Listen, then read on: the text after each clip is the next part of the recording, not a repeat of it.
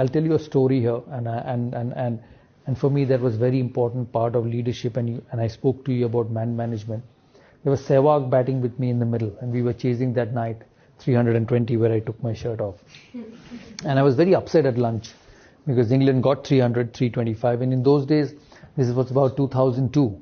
You very rarely chased 325. It's not like modern day cricket where you just keep hitting, and the game has changed a lot.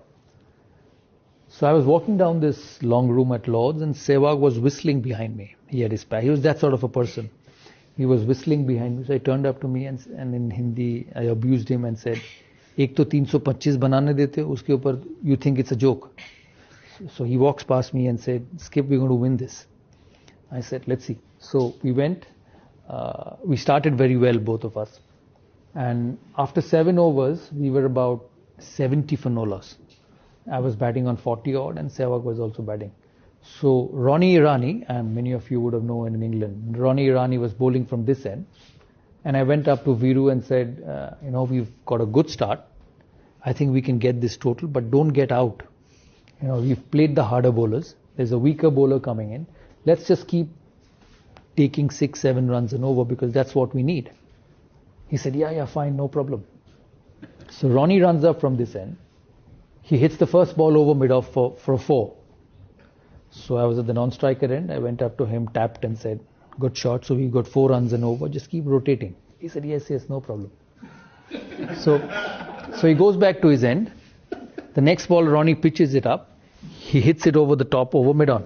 1 bounce, 4. So I again go up to him and said, well played, good shot. We've got 8. So you can still take single. He said, yes, no problem, singles. The next ball, Ronnie Irani pitches up. He sits down and sweeps right from the middle stump. It would have hit his pad. He was gone. It went for 4. I did not go up to him. And he did not even look at me because he understood. So he turned his face, took guard and batted again. The next ball, he again hit him over covers for 6. So there were 5 balls. He hit 5 boundaries. And the 6th ball, he took a single, and as he was walking past me and said, "I've taken a single." And this is happening in the middle. And we got 22 runs that over. He smashed him. He was so good. So I was furious at the other end because he did not listen to me. So I had 2 options. Either I woke up at the middle and given him my peace of mind. So I took a couple of minutes to pull myself back and went up to him and I said, keep concentrating. So I didn't tell him anything. He played an absolute blinder of a knock and we won. We finished the game, we won, and as I sat in this dressing room upstairs, he was slightly far away from me and I was sitting here. I kept thinking to myself, I said, today you won this game because that gentleman at the other end just took the opposition bowler on. And what were you thinking of telling him? That be conservative, take a single, go to the next over. But here was one person who felt that he could hit him for 20 in that over and turn the game around.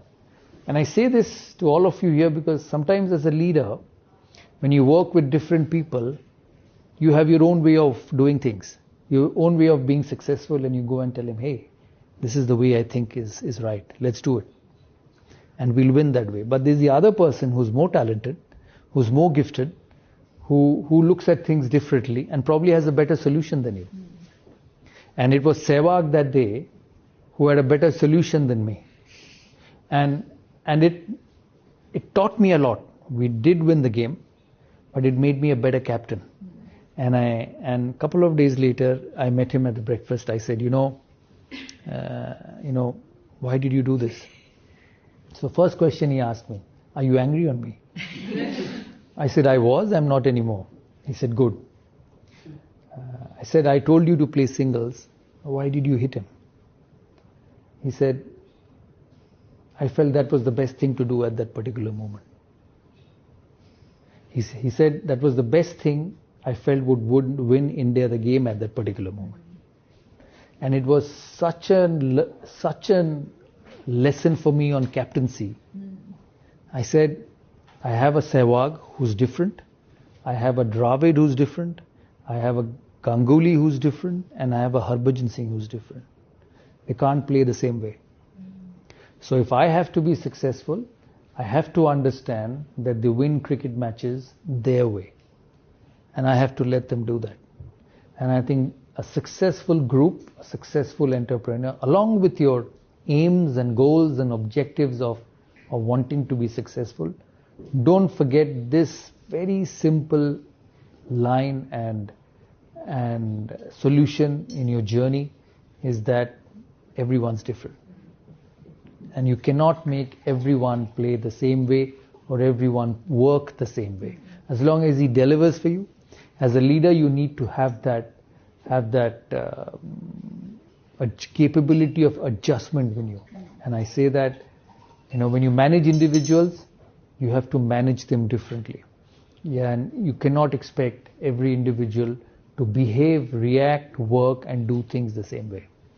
That is very important in leadership.